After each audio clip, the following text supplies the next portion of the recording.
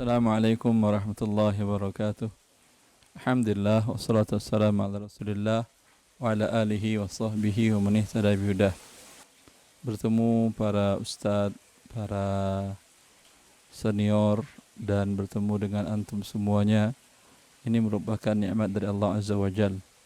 Sehingga walau kondisi belum terlalu mendukung dan walau kesibukan juga secara pribadi juga banyak, tapi siap dikorbankan untuk manfaat yang lebih besar, kembali merefresh ilmu-ilmu dan belajar kembali dan berdiskusi dengan para teman-teman tulabul ilm seluruhnya, para asatiz di Dewan Fatwa.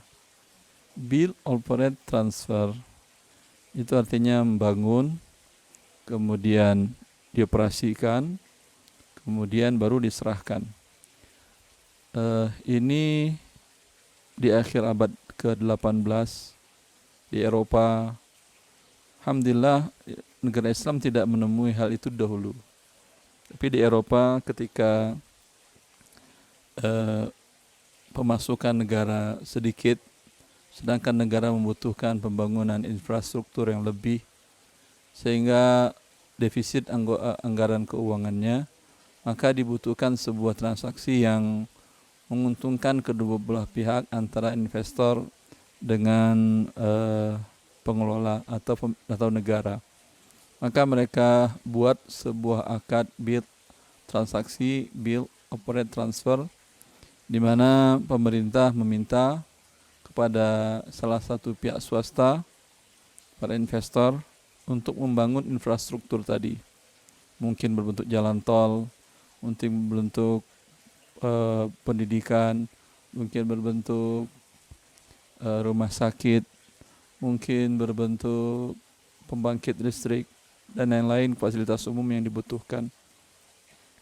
Kemudian mereka membangun dengan biaya pribadi mereka, dengan biaya dari pihak yang membangun.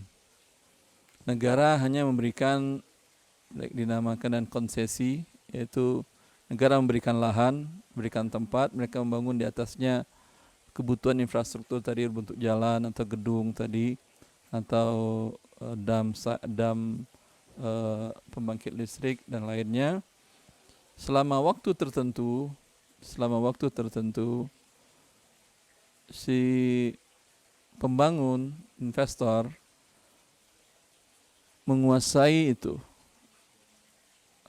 Mereka menyewakan, atau kalau mau jalan tol, hasil jalan tol selama sekian tahun biasanya panjang, biasanya sekitar sampai 25 tahun, itu murni milik investor atau pihak swasta tadi, agar selama waktu itu kembali kepada mereka modal yang mereka keluarkan dan keuntungan yang masuk akal.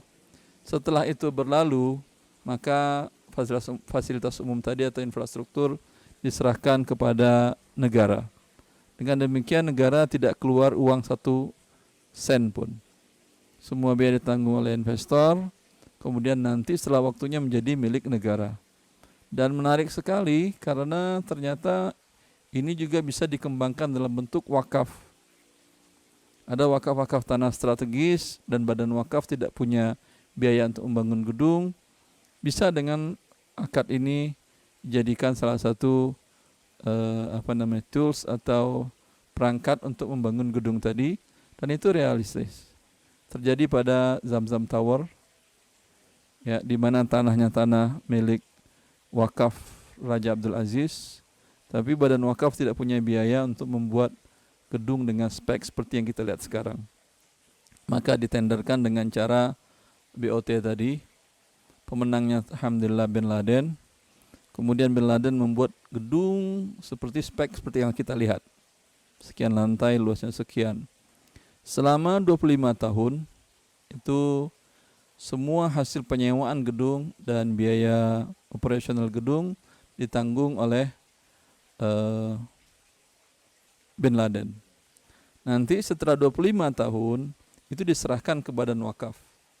Dan diperkirakan setelah itu hitungan matematisnya, bahwasanya ketika saat itu diserahkan ke badan wakaf, itu wakaf Raja Abdul Aziz, Raja Arab Saudi yang pertama, untuk kepentingan Masjidil Haram dan Masjid Nabawi. Diperkirakan pada saat penyerah terimaan itu kepada kerajaan, maka nol pun pembiayaan dari kerajaan, nol minyak kering di Arab Saudi, la qadarallah. Itu Anda tidak perlu nyumbang untuk operasional Masjidil Haram dan Masjid Nabawi, cukup dibiayai dari hasil menyewakan gedung-gedung, ruangan-ruangan dan di gedung Zamzam Tower tadi.